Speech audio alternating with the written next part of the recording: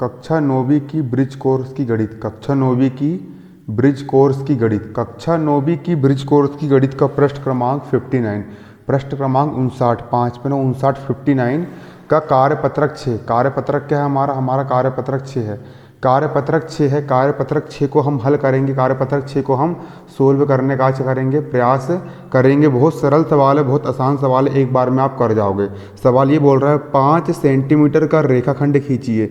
आपको सबसे पहले 5 सेंटीमीटर का रेखाखंड खींचना है और इसका लंबार्धक, लंबार्धक, लंब यानी लंब डालना है और उसका आधा करना है, या लंब समद्विभाजक खींचिए। सबसे पहले देखो बहुत सरल है, क्या बोल रहा है? 5 सेंटीमीटर का रेखाखंड बोल रहा है ना। कुछ नहीं करेंगे, हम एक स्केल लेंगे, स्केल लिए हमने और स्केल से हम क्या करेंगे?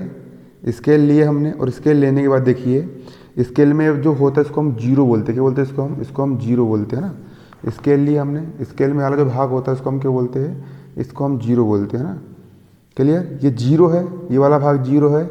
यहाँ पर हमने एक बिंदु पाड़ दिए, एक बिंदु, ठीक। ये जीरो वाला भाग हो गया। 5 सेंटीमीटर का रेखाखंड नापना है, 0 से 1 2 3 4 5, ये 5 पर है। ये हो गया हमारा 5 सेंटीमीटर का रेखाखंड। ये क्या हो गया हमारा? 5 सेंटीमीटर का रेखाखंड। क्लियर? अब देखिए एक बिंदु ये वाला हो गया हमारा, दूसरा बिंदु हमारा ये वाला हो गया। दोनों बिंदुओं को हमने यहाँ पर मिला दिए, दोनों बिंदु को हमने कर दिया यहाँ पर मिला दिए।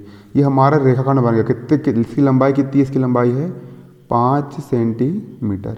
अब इसका क्या खींचना है? सवाल वाले इसका लंब आर्धक खींचना है, लंब समद्विभाजक करना है। इसके लिए देखो मैं आपको बहुत आसान ट्रिक बता रहा हूँ। क्या करना है? आपको एक प्रकार लेना है और प्रकार लेने के बाद देखिए इस प्रकार की एक नोक को आपको इस ओर रखना है, प्रकार की एक नोक को आपको इस ओर रखना है। रख ली, इस बिंदु पर आप रख लिए। फिर देखो ये रेखाखंड ये पूरी है, ये आधा हो गया, आधा भाग हो गया। आधे से अधिक प्रकार को फैलाना है ना। प्रकार को क्या करना है? आधे से अधिक फैलाना है। फैला लिया मैंने प्रकार को आधे से अधिक। फैलाने के बाद आपको क्या करना है? इसको हिलाना नहीं है। आप फैला लिया आपने आधे से अधिक, इस फिर प्रकार को हिलाना नहीं है। आपको एक चाप ऊपर काटना है, एक चाप आपको क्या करना है? ऊपर काटना है। देखिए मैं यहाँ पर एक चाप ऊपर की ओर काट रहा हूँ, ये मैंने एक चाप ऊपर की ओर काट लिया। क्लियर? एक चाप कहाँ काटना है? इसको ऊपर की ओर काटना है। एक चाप मैंने ऊपर की ओर काट लिया। क्लियर? काट लिया। और इसी से फिर एक चाप आपको नीचे की ओर काटना है। एक चाप को कहाँ काटना है? नीचे की ओर काटना है। दूसरा चाप मैंने नीचे की ओर काट लिया। क्लियर? अब क्या करना है?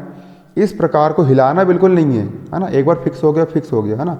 फिर इस प्रकार को आपको इस बिंदु पर रखना है। हिलाना बिल्कुल नहीं है, शुरू में जितना लिए है ना उतना ही रहना है ना, हिलाना बिल्कुल नहीं है। इस बिंदु पर रखना है और इस बिंदु पर रखने के बाद आपको एक चाप यहाँ पर ऊपर की ओर ये काटना है और दूसरा चाप आपको नीचे की ओर ये काटना है। दूसरा चाप आपको नीचे की ओर ये काटना है। काट लिए? ये चाप छोटा पड़ गया है ना। हिलाना बिल्कुल नहीं है। इसको इसी बिंदु पर हमने रखेंगे, ये है ना। और देखो ये हल्का सा आगे कर लिए, ये बन गए चाप। क्लियर? आपको 2 बिंदु प्राप्त होगा इस प्रकार से। क्या करना है? इस बिंदु पर रखे, आधे से अधिक त्रिज्या लिए। क्लियर? अब क्या करना है? देखिए यहाँ पर आपको 2 बिंदु मिल गए हैं। पहला बिंदु आपको ये प्राप्त हो गया है और दूसरा बिंदु आपको यहाँ पर ये प्राप्त हो गया है। अब दोनों बिंदुओं से जाता हुआ हम यहाँ पर एक रेखाखंड खींच देंगे। यहाँ से लेकर के यहाँ तक क्या खींच दिया मैंने? एक रेखाखंड खींच दूंगा। ये मैंने क्या खींच दिया? यहाँ पर एक रेखाखंड खींच दिया। ये मैंने यहाँ पर क्या खींच दिया? रेखाखंड खींच दिया। तो देखिए ये वाली जो रेखा है इसको कुछ भी नाम दे दो। इस बिंदु को मैंने ए नाम दे दिया, इसको मैंने बी नाम दे दिया, इसको मैंने पी नाम दे दिया, इसको मैंने क्यू नाम दे दिया। क्लियर? ये वाली जो रेखा है ना वो इस रेखाखंड को 2 भागों में विभाजित कर रही है। पहला भाग जे वाला हो गया और दूसरा भाग जे वाला हो गया और ये दोनों भाग बराबर है।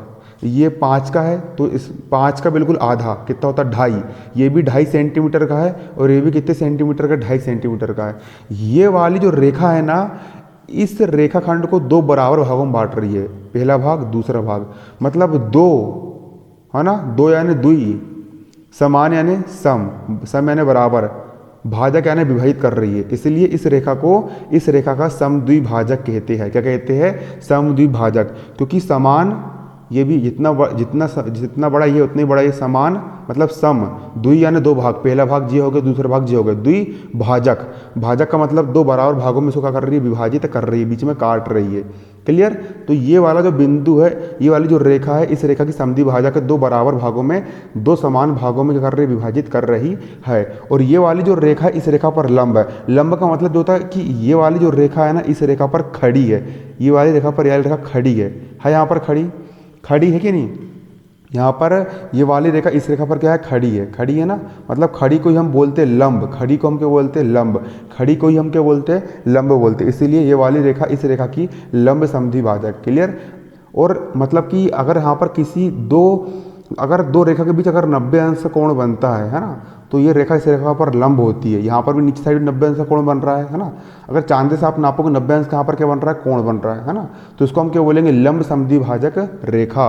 लंब समद्वि भाजक रेखा बोलेंगे इसको हम क्या बोलेंगे, लंब समद्वि भाजक रेखा हम इसको कहेंगे।